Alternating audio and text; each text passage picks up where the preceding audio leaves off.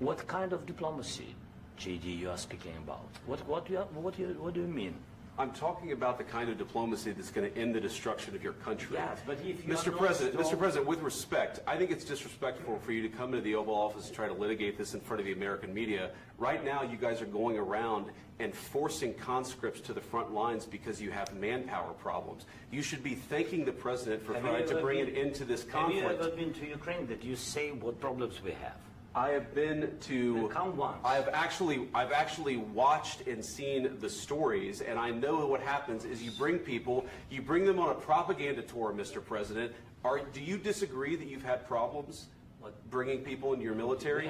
And do you think that it's respectful to come to the Oval Office of the United States of America and attack the administration that is trying to prevent the destruction of your country? A lot of questions. Let's start from the beginning. Sure. First of all, during the war, everybody has problems. Even you, but you have nice ocean and don't feel now, but you will feel it in the future. God bless. You don't know that. God bless. You God bless. You will not have a war. Don't tell us what we're going to feel. We're trying to solve a problem. Don't tell us what we're going to feel. I'm not telling you. Because you're in no position to dictate that. That's exactly what you're doing. You're in no position to dictate what we're going to feel. We're going to feel very good. You will feel influence. We're going to feel very good and very strong. You will feel influence. You're right now not in a very good position. You've allowed yourself to be in a very bad position, and he happens to be right about it. From the very beginning of the war. You're not in a good position. You don't have the cards right now. With us, you start having cards. Right now, you don't. You're playing cards. You're playing cards. You're gambling with the lives of millions of people. You're gambling with World War III. You're gambling with World War III. And what you're doing is very disrespectful to the country, this country, that's backed you far more than a lot of people said they should have. Have you said thank you once? This entire meeting? No, in this entire meeting, have you said thank you?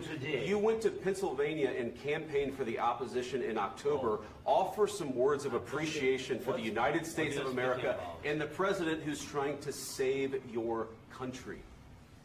Please, you think that if you will speak very loudly about the war, He's not speaking loudly. He's not speaking loudly. Your country's in big trouble. Can I Wait a minute. No. You've done a lot of talking.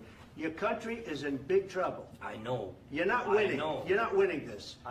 You have a damn good chance of coming out okay because of us. Mr. President, we are staying in our country, staying strong from the very beginning of the war. We've been alone, and we are thankful. I said thanks you haven't in been this alone. cabinet. You haven't been alone. We gave you, through this stupid president, $350 billion.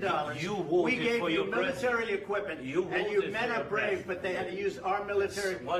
If you didn't have our military equipment, this war would have been over in 2 weeks. In 3 days. I heard it from Putin. In 3 days. This is something maybe new. Less. In 2 weeks. Of course, yes. It's going to be a very hard thing to do business like this. Again, I tell you. Just say thank you. I said a lot of times to American people. Except that there are disagreements, and let's go litigate those disagreements rather than trying to fight it out in the American media when you're wrong. We know that you're wrong. But you see, I think it's good for the American people to see what's going on. I understand, sir. I think it's very important. That's why I kept this going so long.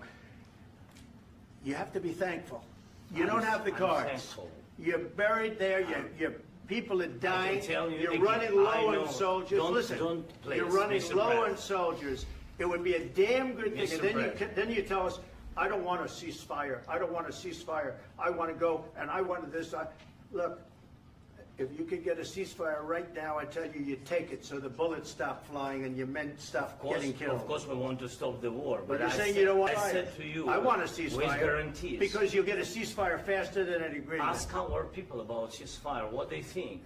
That wasn't with me. That wasn't me. That was with a guy named Biden, who was not a smart person. That was with Obama. It was your president. Excuse me. That was with Obama, who gave you sheets, and I gave you javelins. Yes. I gave you the javelins to take out all those tanks. Obama gave you sheets. In fact, the statement is, Obama gave sheets and Trump gave javelins. You got to be more thankful, because let me tell you, you don't have the cards. With us, you have the cards. But without us, you don't have any cards. One more question to